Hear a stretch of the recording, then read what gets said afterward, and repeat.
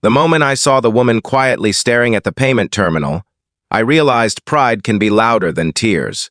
The cafe around us in Portland, Oregon, buzzed with conversations, clinking cups, and soft music. But at her table, time had stopped. Her credit card had been declined 3 times. The cashier looked uncomfortable. The people waiting in line were beginning to whisper, and the woman simply lowered her eyes as if she wished she could disappear. I had no idea that the small decision I made in the next 30 seconds would completely rewrite my future. Before we continue, if you believe kindness, hope, forgiveness, compassion, and second chances still have the power to change lives, please take a moment to like this video, share it with someone who needs encouragement, leave a comment, and subscribe to the channel. Your support helps us keep bringing true-to-heart stories that remind the world that even the smallest act of kindness can become someone's greatest miracle. My name is Nathan Brooks, and at 34, I felt as though life had quietly passed me by. After years of layoffs, temporary jobs, and watching friends build successful careers while I struggled to pay rent, I had finally landed what seemed like the opportunity of a lifetime. A respected technology company in downtown Portland had hired me as a project coordinator.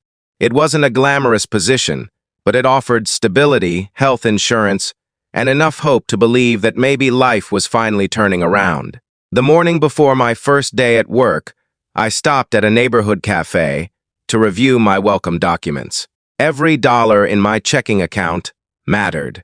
I had carefully budgeted enough money for 1 coffee and a simple breakfast sandwich before beginning my new chapter.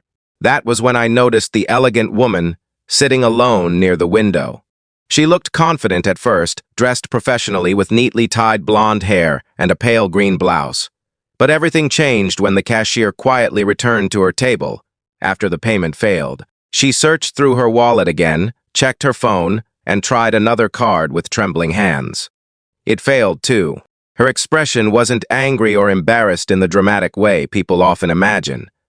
It was something far more painful. It was exhaustion, the kind that comes from carrying burdens nobody else can see. Without giving myself enough time to reconsider, I walked to the counter and asked the cashier to add her breakfast to my order. The total nearly doubled what I had planned to spend, leaving me with barely enough money to last until payday. The cashier smiled with relief and completed the transaction without making a scene. When the woman realized what had happened, she thanked me sincerely, her eyes filled with quiet gratitude rather than pride. She asked for my name, and I simply smiled, wished her a better day, and walked away before she could offer repayment. The following morning, I entered the towering glass headquarters of my new employer with nervous excitement. New employees gathered in the conference room, whispering introductions while waiting for the executive leadership team. My stomach tightened as the doors opened. The woman from the cafe walked in. She wasn't another employee. She was Claire Sullivan, the newly appointed chief executive officer. Every conversation in the room instantly stopped as she welcomed us with warmth instead of authority. She spoke about integrity, humility, and building a workplace where people mattered more than quarterly reports. Then, her eyes met mine. For just a second, recognition crossed her face, but she continued speaking without mentioning our meeting. I spent the next several weeks trying to convince myself that the coincidence meant nothing. I worked longer hours than anyone else, volunteered for difficult assignments, and quietly helped teammates whenever deadlines became overwhelming. I never mentioned the cafe because I didn't want anyone to believe I expected special treatment. One rainy Friday afternoon, Claire asked me to join her in her office. My heart raced with fear that I had made some terrible mistake. Instead, she thanked me for something I had almost forgotten. She explained that the declined card had happened because her bank had frozen several accounts during an attempted fraud investigation while she was traveling. She had recently lost her father after a long illness and had flown into Portland that same morning to begin leading a company already facing financial uncertainty. She admitted that paying for breakfast had never been the important part. What stayed with her was that a complete stranger chose compassion without asking who she was or what she could offer in return. Then, she surprised me again. She told me that after our encounter, she had quietly observed how I treated everyone in the office. She watched me encourage interns, stay late to help coworkers, and give credit to others, instead of seeking recognition. She explained that skills could be taught, but character could not. That afternoon, she promoted me into a leadership development program, usually reserved for experienced managers. The salary increase erased my financial worries, but the greatest gift wasn't the promotion. It was hearing someone finally believe in me after years of feeling invisible. Over the next 3 years, our company recovered stronger than anyone expected. Claire transformed the culture by encouraging employees to support one another during difficult seasons.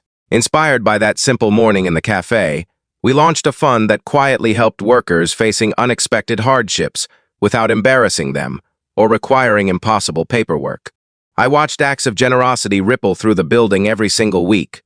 One person's kindness inspired another, and another after that. Looking back, I often wonder what would have happened if I had chosen to keep those extra dollars in my wallet. Financially, it would have made perfect sense.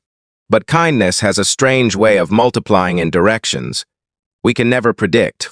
The breakfast I almost couldn't afford became the beginning of friendships, opportunities, and purpose I never imagined possible. Before we reach the end, I'd love to hear from you.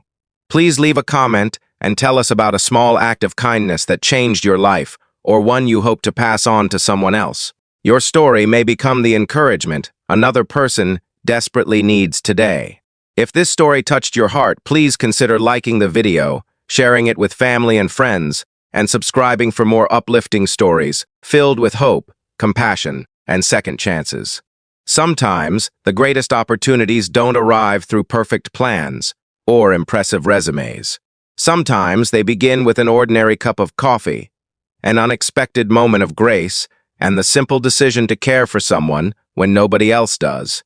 And in the end, I learned that the richest people aren't always the ones with the biggest bank accounts. They're the ones whose kindness keeps changing lives long after the bill has been paid.